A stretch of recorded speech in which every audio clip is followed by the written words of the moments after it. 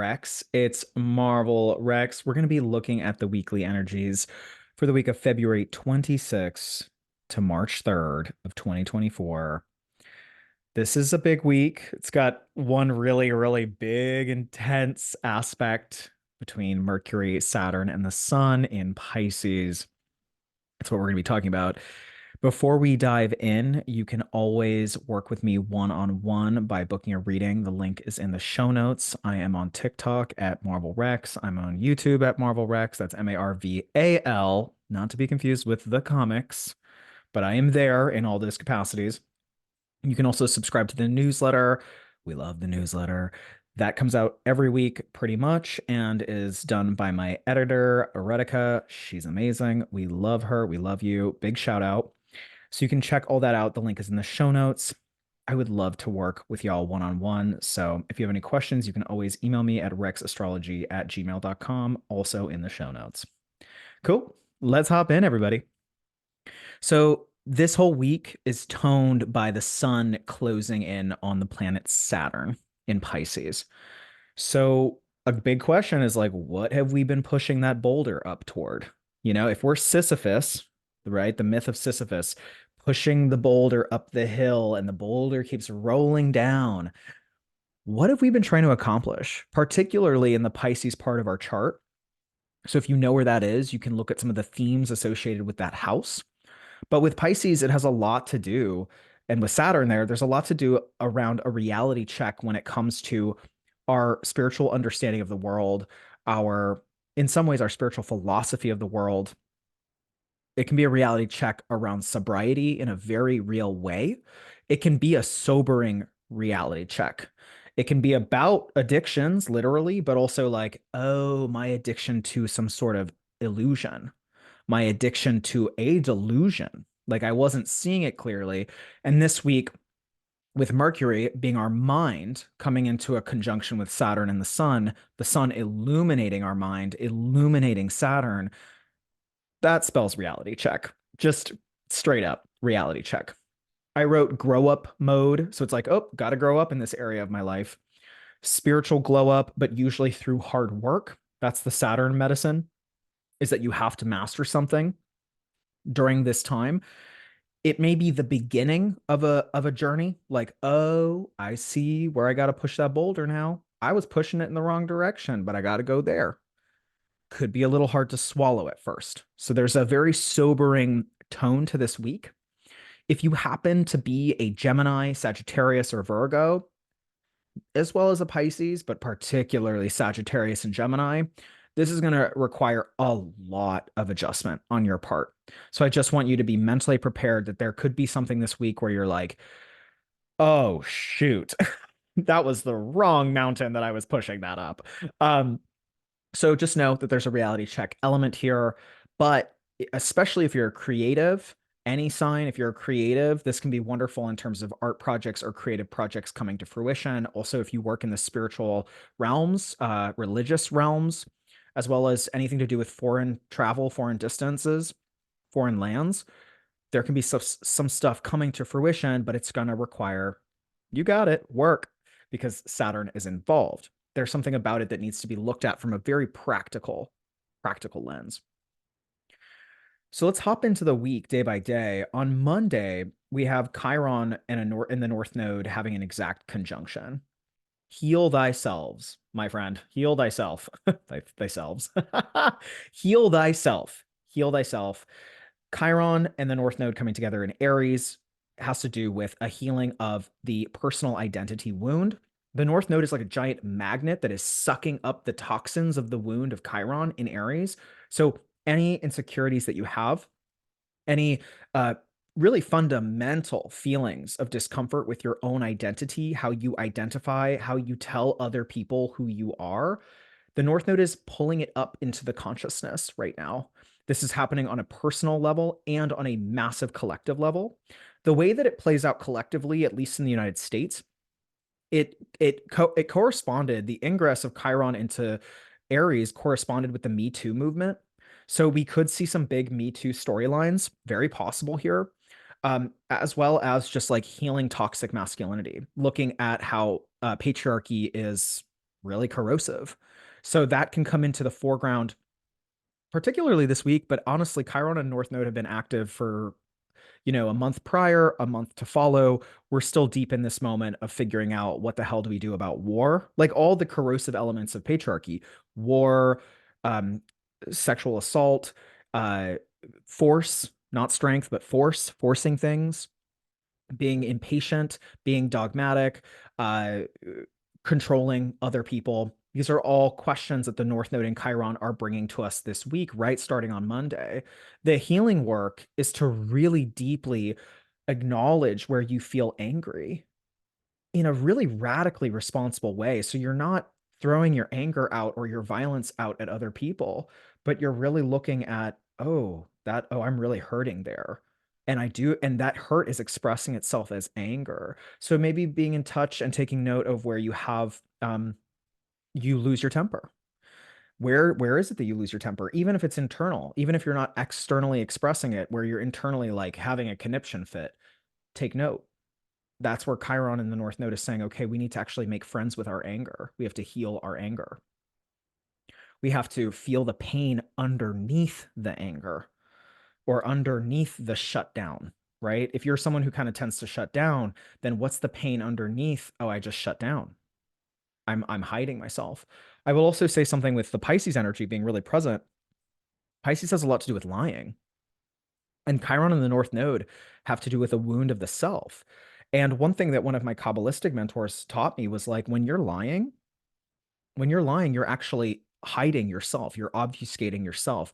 You're not valuing yourself. You think you're getting away with something, but you're actually not telling the people in your life who you are. You're trying to get away with something that is a part of yourself that you're not accepting. That's why you're lying about it.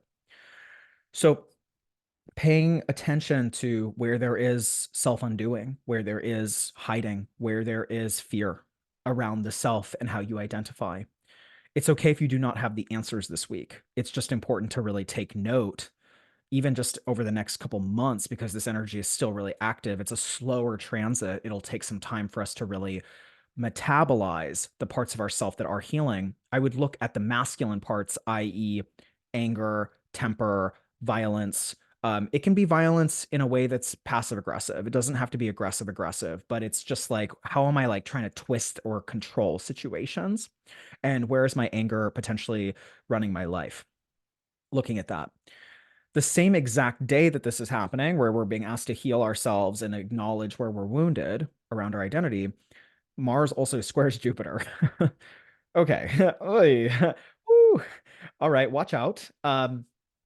Mars in a square to Jupiter is like I almost am like it's like bad drugs. It's like bad steroids. It's like you took steroids and they were, well, they're bad for you if unless, anyway, I think they're bad for you mostly. But it's a little bit like you're really juiced up. Jupiter's juicing up Mars, but in a way with a square, it's like unhinged. There can be an unhinged quality to it. With Jupiter being in Taurus, Mars being in Aquarius, there can be Mars and Aquarius can be very fixed on the way that it does things, not acknowledging how it's potentially hurting other people. It can make decisions. It has a little bit of a lone wolf energy where it's like, we're going to just do this. I don't really care. We're going to do this thing.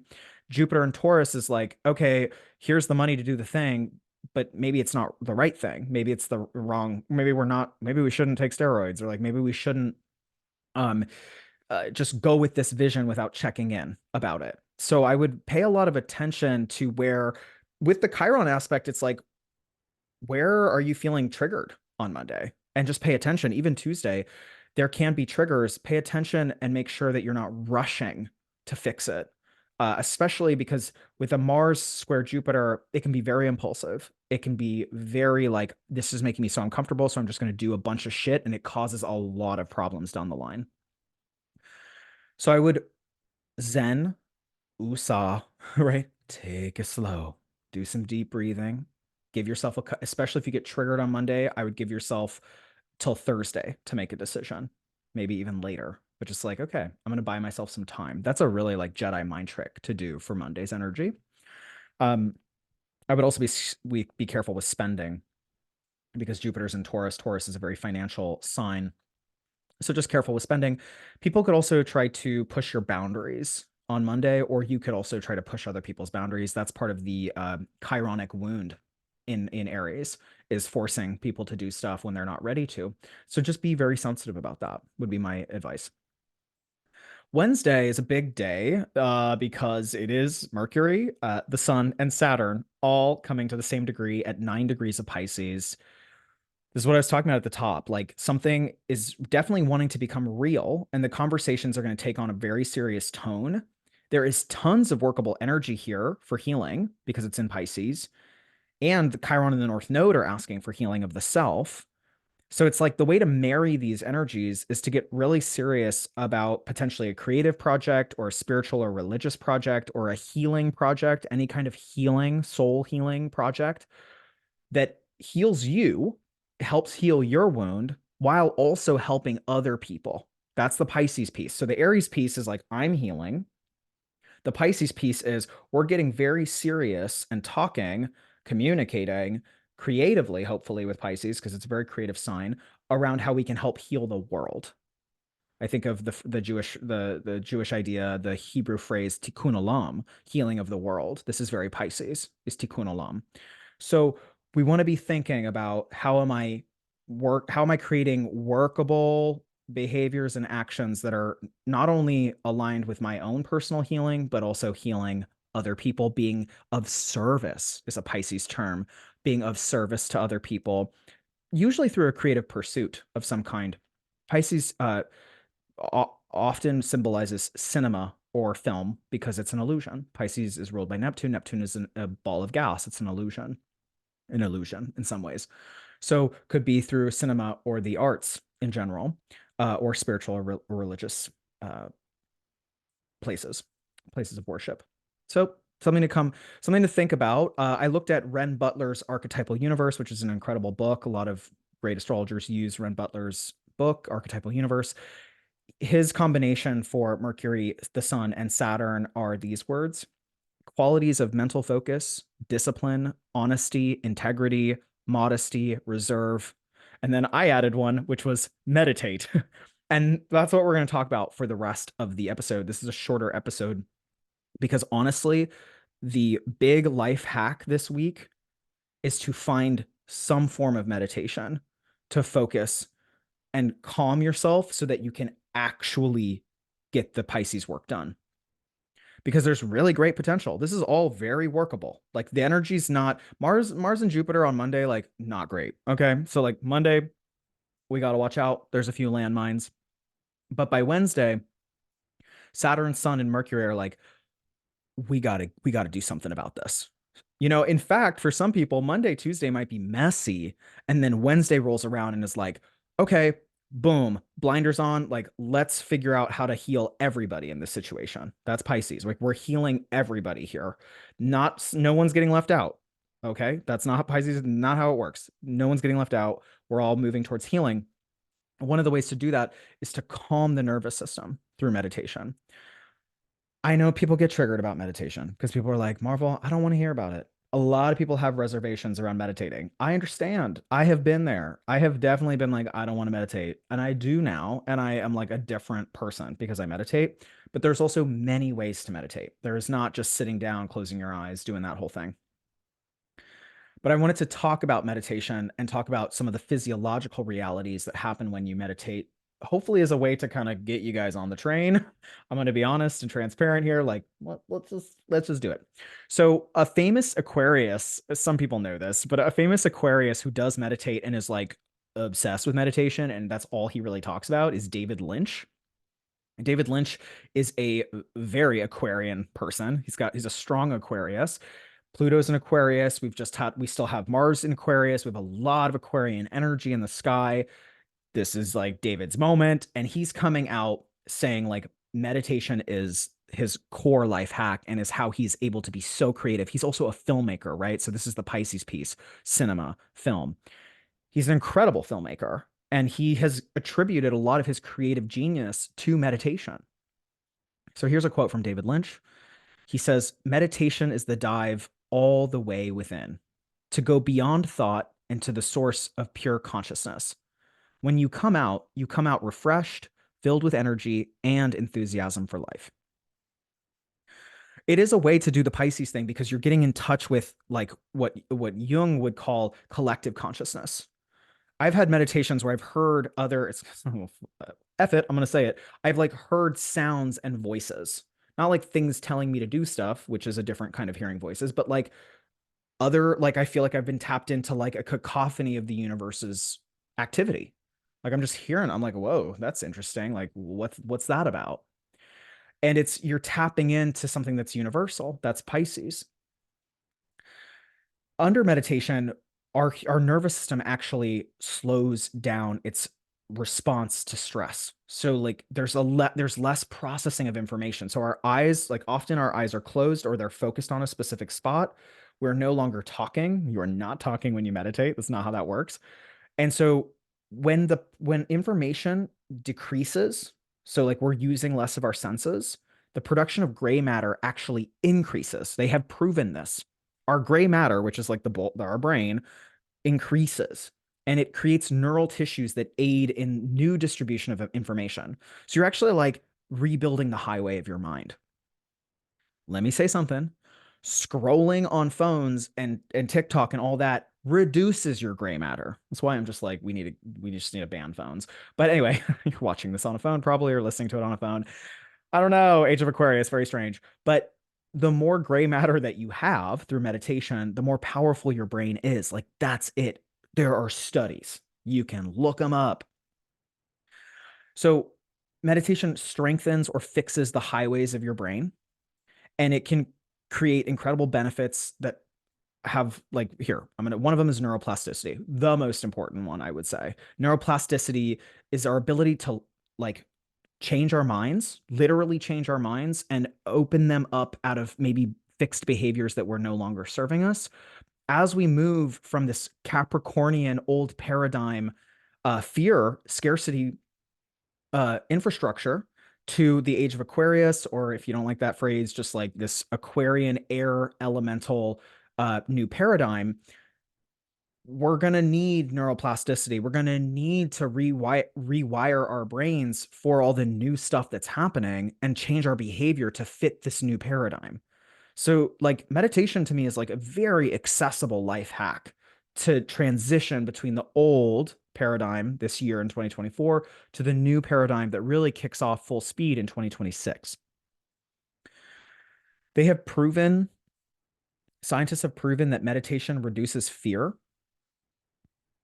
I know this as an actor because as an actor and a stage performer, which I do both, fear is a big thing. People are afraid of public speaking. People are afraid of being on stage and having everyone look at them. Actors, so a lot of actors have stage fright. That's a real thing.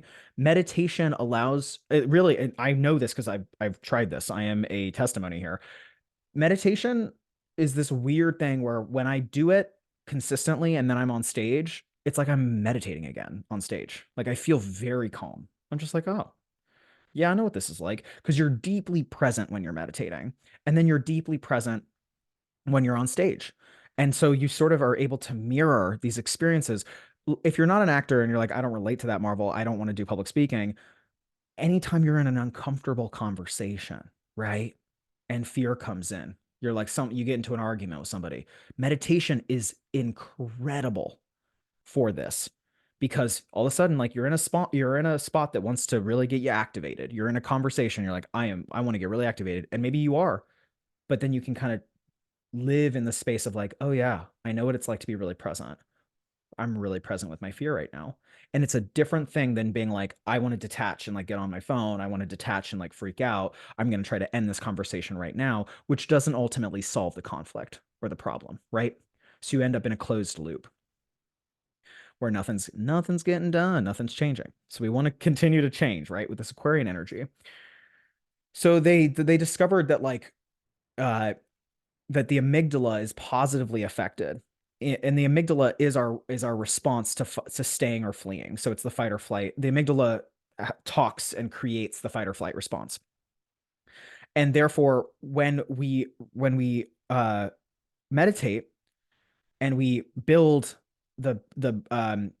brain volume, the amygdala actually grows smaller, and therefore we are more at peace and less fearful. If the amygdala is big, the fear response, the fight or flight response is very, very big. So we actually want to, the brain matter, the building of the gray matter actually reduces the fear response. This is like proven. They're like looking at this, they're watching it happen in brains. It also improves memory. So memorizing things, uh, holding on to memories. This is part of just building brain matter. It's very simple. You know, they did studies with students, graduate students, and they saw that it helped improve memory with memorizing things. Stress, we know, I don't even have to talk about it, but it helps with cortisol production. Cortisol is the stress hormone.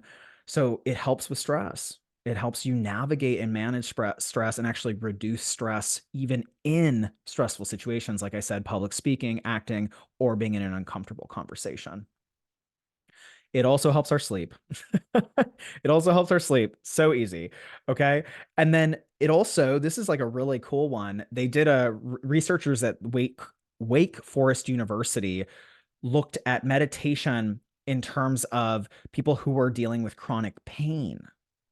And they found that it reduced pain intensity in the subjects that they studied by more than 40%. So this is like really, and they were like, wow, this is really impressive because they've looked at pain relieving medications, including morphine, which only reduce pain discomfort by 25%.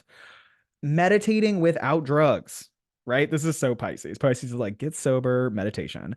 Uh, Meditating without drugs reduced the pain receptor response by 40%. This is incredible.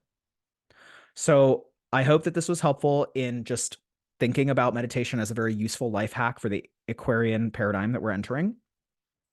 It also allows you to help control your thoughts because when you're meditating, you're literally witnessing your thoughts. Instead of thinking that they're true immediately, you're like, huh, that's an interesting thought. I'm going to put it down for now.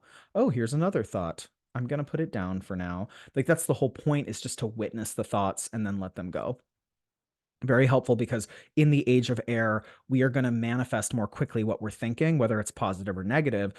So being more intimate with what you're actually thinking is going to help you manifest more of what you really authentically want versus what your maybe a fear response is wanting. Now, there's many ways to do it. I will give a few. I do sit down and meditate. It is very effective for me. I do sit on the floor. I have a meditation pad. That's my deal. I love it. I'm a Pisces, like doing my thing. I feel you, Saturn. I started when Saturn moved into Pisces in end of 2020. Well, he was there in 2023. I fought it for the whole year, and then by the end of 2023, I was like, it's time. So that's one way to do it. Walking meditations are lovely. So just going on a walk, I just have sound canceling headphones, or I listen to bilateral stimulation. You can type in bilateral stimulation on Spotify or anywhere that you listen to music, and they'll probably have soundtracks with bilateral stimulation.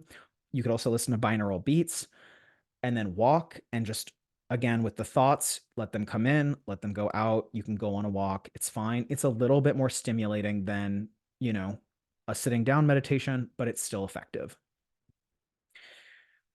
You can also, I mean, I'm like, you can lay down and meditate. It's a real thing, but you have to be careful because you can definitely fall asleep. They did find out recently that you only need about 12 minutes of meditation a day, 10 to 12 minutes. It's not that long. Y'all have time for it because y'all are like a lot of people are scrolling on their phones for like a lot longer than 12 minutes. You can set a timer for 12 minutes and sit, you know, or if sitting's uncomfortable for you, you can lay down 12 minutes. I believe in you. Just experiment. That's the whole point of Aquarius, is like, let's try this. Let's try a new path. So I want to talk a little bit about the shadow of this energy, just so that you know how it can manifest. And the reason I'm bringing this up is just to have it on your radar. Other people may be playing this out in front of you, especially if they're not looking at the astrology or trying to develop their own consciousness. So a big shadow of this energy is fear of expressing oneself. So going silent, going internal, especially with that chironic wound being activated, people might be like, I'm just not enough. They might think that. They might think, oh, well, I guess no one cares what I have to say. So there can be a really self-deprecating and pessimistic outlook. I really urge people to not get grabbed by this energy. Instead, and really, like when the victim storyline comes in, be like, nope, I'm actually not a victim. Like I have, this is where I have control, and the control comes with your own response and your own spiritual practice, your own consciousness practice, everything I just said. Like you actually have the ability to sit down and meditate. If that's what you can do this week, that's a huge win. Another thing I mentioned earlier was addiction. So part of that self-deprecating or self-undoing behavior is sliding into addictions because like, oh, well, I guess there's no reason, blah, blah, blah, blah, blah, like pessimism leading to addiction. And then emotional or spiritual immaturity, kind of a blanket statement, but you know, acting out of a place of like victim mentality, essentially. So just be really careful there. Mental health issues can crop up for some folks with Saturn and Mercury on the sun, or rather, the sun and Mercury on Saturn, because that's really what's happening is the sun and Mercury are bumping into Saturn. There can be mental health stuff that comes to light. It's not necessarily a bad thing. I just want to say that, like, no, taking note. How are you doing mental health this week? Like, what's the mental health storyline for you? Is there ways that you can transmute some of these feelings or fears or any neuroses that are coming up through relaxing, meditating, spa day, crying, singing? The other thing with Pisces is songs. Pisces like has a really, I always think of like the lute or the lyre, the like not well, not Liar, Lyre, lyra. Playing the bard that comes and plays a song to the castle. Like Pisces has this ability to sing collective songs. So music is a lovely thing to engage with this week. On a deeper note, you can go into nature, go on a silent retreat. You can do some plant medicine if you feel really comfortable with plant medicine, but not to escape, but really to go in deep. And then, like I said earlier, binaural beats and any of the kind of bilateral stimulation music that's available, so powerful during this week. So, sobriety, big time wake up call for a lot of people. It's okay if it feels like a crisis this week. Saturn is just trying to say, we got to grow up. So wherever you're being asked to grow up this week, I would take it in stride and be like, wow, that's the medicine right now. This is where I got to grow up. Cool. Got it. Noted, working on it. And Saturn, that's Saturn's love language. Saturn's love language is, hey, Saturn, I'm working on it. So, like, as long as you start taking even small steps in the right direction, Saturn will sit in the corner and just like golf clap. Like, okay, I see you. Thank you. Thank you for turning the ship around. It's okay if it feels a little bit like taskmaster energy. That's very Saturn. Like, oh, why do I have to do this? But like, I have to. I know that I have to change. That's the love language of Saturn. The moment you are like, I'm stepping up to the plate, I'm becoming mature, I'm making decisions so that I can take radical accountability for my life. The moon is in Libra during this pileup in Pisces. It's kind of weird. It's an inconjunct. I don't know how much I like that, but I do like the moon in Libra. So the likelihood with the moon in Libra that it's the relationships coming up to us as a mirror, as like a magical mirror of our own shadow, is very high. I'm like, people are going to be dealing with this in their relationships, and they might be even like really wanting to place a victim storyline on themselves, or their partners may be placing a victim storyline on themselves to evade the radical responsibility, to be like, well, it's they're making me feel this way. No, no, no, no, no. That's not what Saturn is, not what he's doing. Saturn's like, you can be accountable for all that you're doing. You do not need to give your control, your power. It's not even control. You're giving your power over to somebody when you're victimizing yourself. The moment you're saying that they're doing something to you, you're giving them all the power. So we want to slow down and be like, okay, what am I doing? What's that person doing? Like, just note their behavior, note your behavior. What can I do to change and take back some of my own autonomy and sovereignty here so that I'm not just giving all my power away? What boundary do I need to make? That's also Saturn loves boundaries. He's literally ruled, or he rules Capricorn and Aquarius. Like, those two signs love, particularly Capricorn loves boundaries. What boundaries do I need to put in place?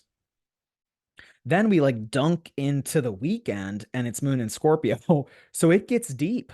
It gets deep. Like the processing is really deep.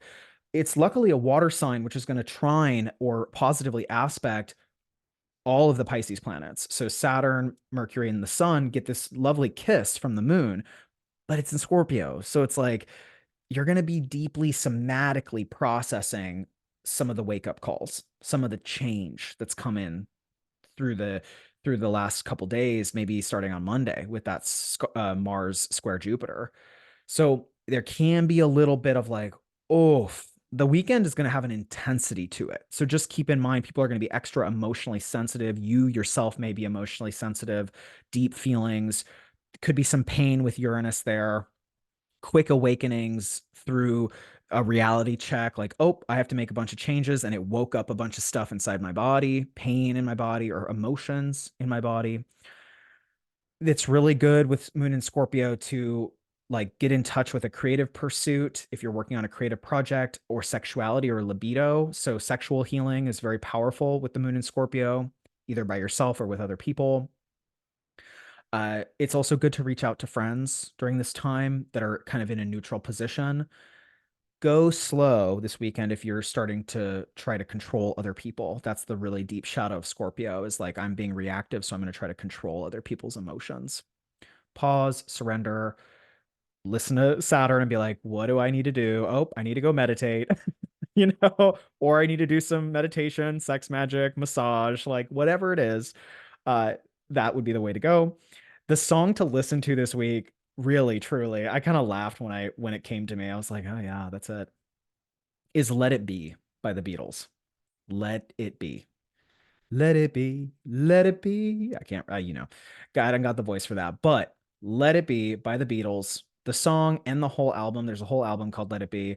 The Revolver album is also a great Beatles album to listen to because it's got some psychedelia in there, which is very Pisces. Pisces is totally like psychedelic. Um, and yeah, let it be, let it go. You don't need to try to control everything this week, but also acknowledge where you need to step up, where Saturn is asking you to step up in a more mature position.